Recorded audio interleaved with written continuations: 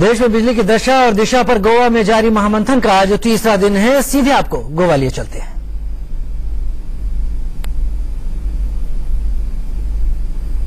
India की बात करते हैं, जब भी हम बात करते हैं कि इस आपाधापी के जीवन में क्या किया जाए, आपके दिमाग में क्या है?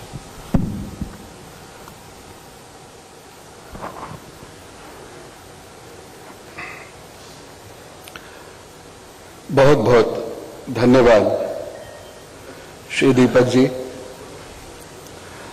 मैं IIPA का बहुत शुक्रगुजार हूं, उन्होंने मुझे ये मौका दिया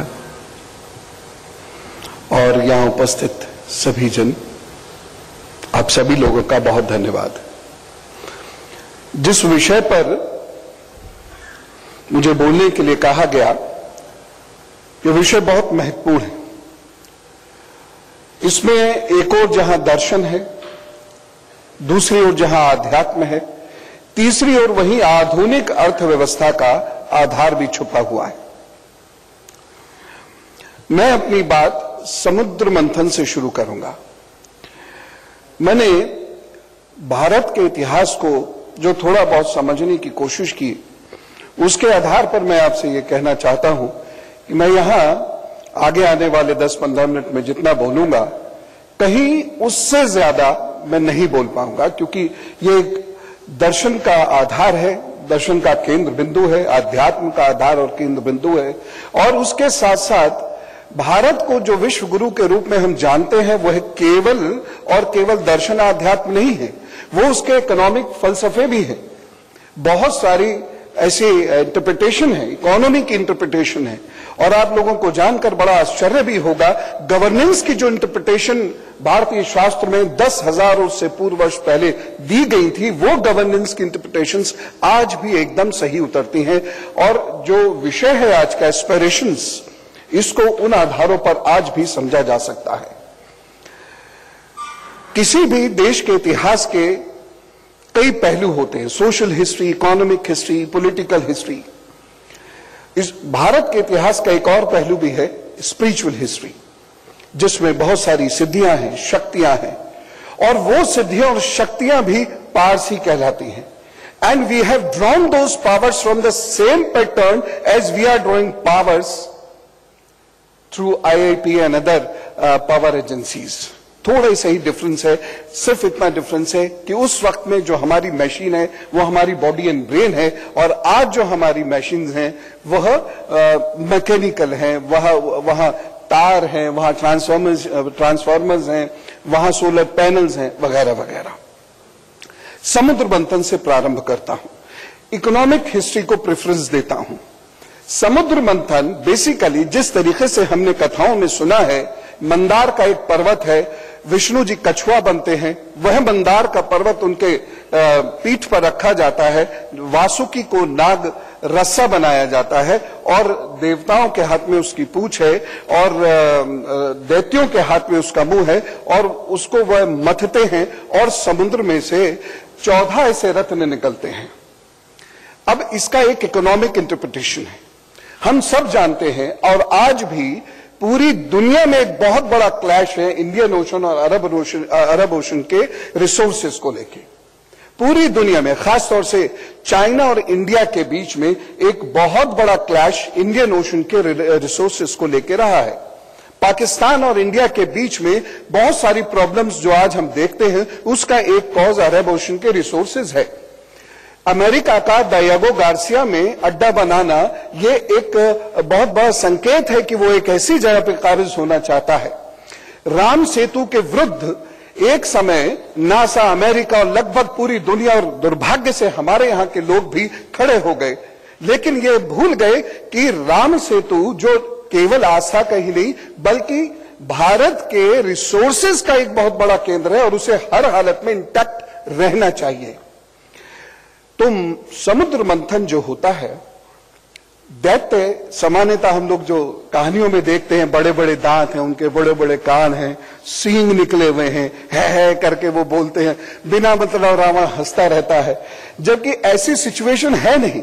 दैत्य भी उतने ही स्मार्ट हैं। मनुष्य की 3 जातियां हुई, जो लोग स्वर्ग यानी पहाड़ के एरिया पे चले गए वह देव कहलाने लगे। वो बैक्टीरिया फ्री जोन्स में रहते थे, उनकी हेल्थ ज्यादा अच्छी थी, वो ज्यादा सुंदर भी थे। उसके बाद दूसरा मृत लोग, जिसे हम जो सी के लेवल में सिटीज हैं या एरियाज हैं, वहां जो लोग रहते हैं उन्हें मनुष्य कहते हैं। और उसके अलावा जो एकदम सी में या सी लेवल से नीचे के लोग हैं, जिनका रहन सहन बहुत अच्छा नहीं है, जिनको बहुत सारी बीमारी है, बहुत सारे मानसिक संताप है, ऐसे सभी लोगों को हमने कहा दैत्य। दैत्य और दानवों में बेसिकली रिसोर्सेस के लिए ये समुद्र मंथन होता है। समुद्र मंथन एक केवल कोरी कल्पना नहीं है। ओशनोलॉजी के अभी जो रिसेंट रिसर्चेस हैं उसमें जो गुजरात का हिस्सा है उस हिस्से में समुद्र मंथन होता है, और ये बहुत बड़े हिस्से में होता है जहां इंडियन ओशन भी आता है, जहां अरब ओशन भी आता है। और यहां से जो 14 रत्न निकलते हैं, यदि आप उनको या उनके डिस्ट्रीब्यूशन को ध्यान से देखें तो वो सारे इकोनॉमिक रिसोर्सेस की तरफ ही इंगित करते हैं। हाँ, ये अलग बात है कि हमने उसे दुनिया को समझाने के लिए, क्योंकि ये समुद्र मंथन का जो वक्त है, ये वो वक्त है जब ये पृथ्वी का उदय हो रहा था। पृथ्वी पर उस वक्त होमोसेपियंस नहीं रहते थे, पृथ्वी पर मानव का निर्माण हो रहा था। ये उस समय का समय था, और इसीलिए बहुत बाद में जब इसके बारे में लिखा गया तो कहानियों के रूप में इसको इस प्रकार से लिखा गया कि जनमानस समझ जाए। और ये कहानियां आज से लगभग 5000 वर्ष पूर्व लिखी गई, जिसके अंदर एक तत्व तथ्य दोनों है। हाँ, उसको समझने की आवश्यकता है। तो ये भी एक रिसोर्स क्राइसिस था, और उस रिसोर्स क्राइसिस की वजह से दैत्य और दानवों में क्लैश हुआ और हमेशा होता रहा। अगर मैं भारत के इतिहास को, आध्यात्मिक इतिहास को भी देखता हूं तो अच्छे और बुरे का युद्ध हुआ, लेकिन उसका आधार भी इकोनॉमिक रिसोर्सेस रहा, एस्पिरेशंस रहा। लेकिन एस्पिरेशंस के जो उद्देश्य थे वो बहुत डिफरेंट थे। देवताओं के एस्पिरेशन का उद्देश्य निजी नहीं था, सामाजिक था, और दैत्यों के एस्पिरेशन का जो उद्देश्य था वो बेहद निजी था। इसलिए दैत्यों की एस्पिरेशन को हमने कभी इंपॉर्टेंस नहीं दी, उसको गलत बताया, और देवताओं के एस्पिरेशंस को हमने सही बताया। तो समाज के हित के लिए देवताओं ने दैत्यों से युद्ध किया, और समाज के रिसोर्सेस को, एक शब्द मैं यहां यूज करूंगा, उसको अन्यथा नहीं लीजिएगा, समाज के रिसोर्सेस को कैपिटलाइज करने के लिए दैत्यों ने लगातार देवताओं से युद्ध किया। तो बेसिकली अगर देखा जाए तो वहां भी एक concept of socialism and the concept of capitalism है, और इन दोनों के बीच में लगातार क्लैशेस हो रहे हैं। The root cause of the clashes is aspirations, desires to possess the resources. तो समुद्र मंथन में जब तक डिस्ट्रीब्यूशन होता रहा तब तक शांति थी। एक देवताओं को चला गया, एक विष्णु जी ने रख लिया, एक दैत्यों में चला गया। जब तक इस तरीके का डिस्ट्रीब्यूशन होता रहा तब तक सब ठीक था। लेकिन प्रॉब्लम वहां से क्रिएट हुई जहां अमृत बटना था, जो सबसे चीफ कंपोनेंट था ऑफ द लाइफ।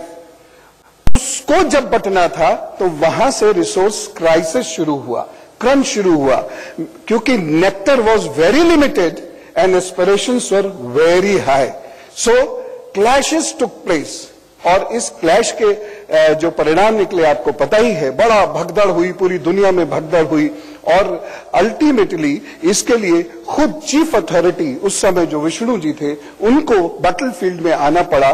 शुरू में मोहिनी का रूप धर के वह आते हैं और सोशल यूज के लिए इस नेक्टर को लिमिट कर देते हैं देवताओं के पास, दैत्यों से वह इसे छीन लेते हैं।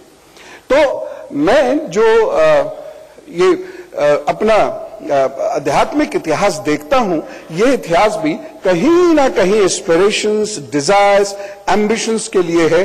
और यहां ये क्लैश इसलिए होता है because resources are always very limited and aspirations are always very high, and hence clashes have to take place.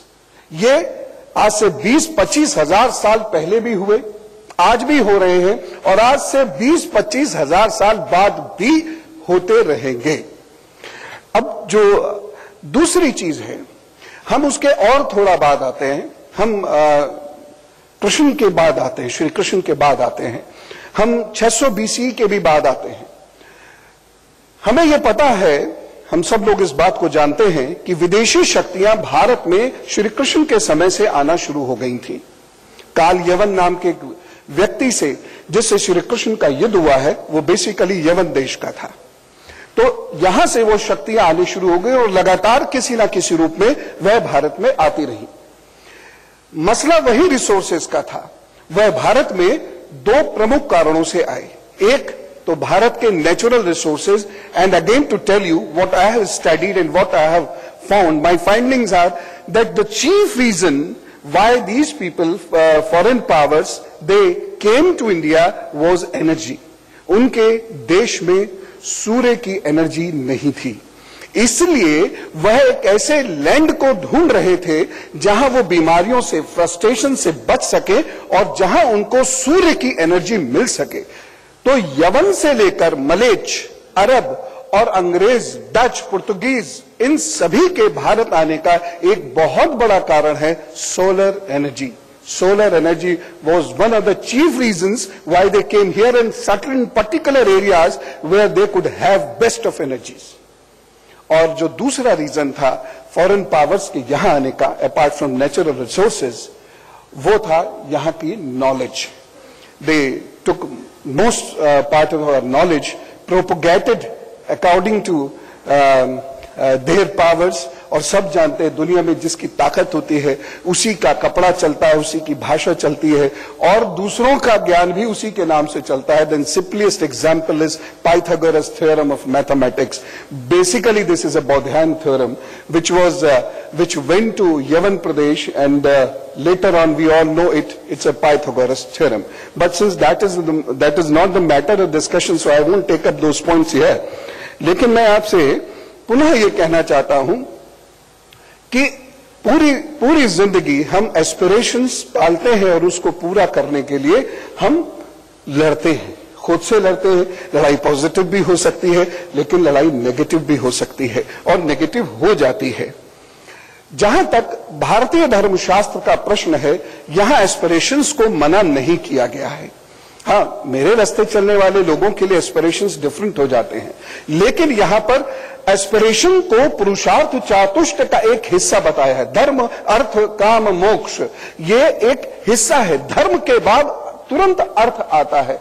यानी if you are developing resources for your own consumption, if you are using the resources for your own consumption, for the consumption of your family, for the consumption of the society, and if you are even building your business on the basis of those resources, that is a part of dharma. वह अधर्म नहीं है और ऐसा करने वाले व्यक्ति को कभी भी बुरा शास्त्र में नहीं कहा गया है। पर्टिकुलर सनातन शास्त्र में ऐसे व्यक्ति को कभी बुरा नहीं कहा गया है। ये एक आजकल एक अजीब सा ट्रेंड आ गया है जिसमें बहुत ज्यादा पैसे की चाह रखने वाले लोगों को कुछ अलग दृष्टि से देखा जाता है। देखा जाता है कि ये धार्मिक नहीं है, ये स्पिरिचुअल नहीं है, जबकि ऐसा बिल्कुल नहीं है। पुरुषार्थ चातुष्ट का एक हिस्सा है अर्थ कमाना, जीविकोपार्जन करना और उसको किसी भी हद तक ले जाना। मैं आपको यह भी बताना चाहता हूं कि पूर्व में भी साधु संतों के इतने बड़े आश्रम हुआ करते थे कि वह पूरे राजाओं की सेनाओं को फीड करते थे। हाँ, no resources was used for any personal cause, for any personal reason. ये था the major point was this.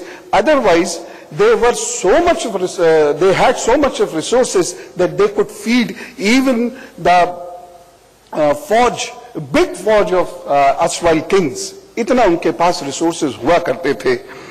तो हमें बड़ी इच्छाएं करनी चाहिए, बहुत बड़े बड़े स्वप्न देखने चाहिए और उन स्वप्न को पूरा करने के लिए हमें लगातार जूझना भी चाहिए। जब तक हम जूझ रहे हैं हम युवा हैं, जिस दिन हम जूझना बंद कर देते हैं हम उस दिन मृतप्राय हो जाते हैं। We are like dead bodies. तो we have to make struggle to fulfil our aspirations. लेकिन समाज में एक बहुत डिफरेंट ट्रेंड होता है और इस ट्रेंड की बात भगवान श्री राम ने भरत जी के साथ रामायण के 100वें सर्ग में की थी। और वो ट्रेंड होता है टू कैपिटलाइज रिसोर्सेज और यहीं से एक अंतहीन क्लैश शुरू हो जाता है। और ये अगर समय रहते नहीं रोका गया तो इसके परिणाम बहुत बुरे होते हैं। और ये जो क्लैश होता है इसको रोकने के लिए सिर्फ एक चीज है, ब्रिडल्ड एस्पिरेशंस। गुड मीन्स और ये पॉसिबल होता है गुड गवर्नेंस से। मैं आपको भगवान श्री राम और भरत का जो संवाद होता है, जब भरत श्री राम को कहते हैं कि आप वापस आइए, अभी आपको वनवास नहीं जाना है, मैं माता को मना लूंगा, तो राम मना कर देते हैं। लेकिन राम श्री भरत को बहुत सारे सूत्र देते हैं और उसमें यहां तक बात कहते हैं कि जो नेचुरल रिसोर्सेस से, जो खुदाई से तुम चीजें पाओगे, तुम ये एश्योर करना कि वहां पर ऐसे लोग बैठे हो जो ईमानदार हो और उन नेचुरल रिसोर्सेस का दुरुपयोग ना करें। देखिए, त्रेता युग की बात है, जो आज कोलगेट हो रहा है, ये इसकी आहट उस वक्त में भी है जो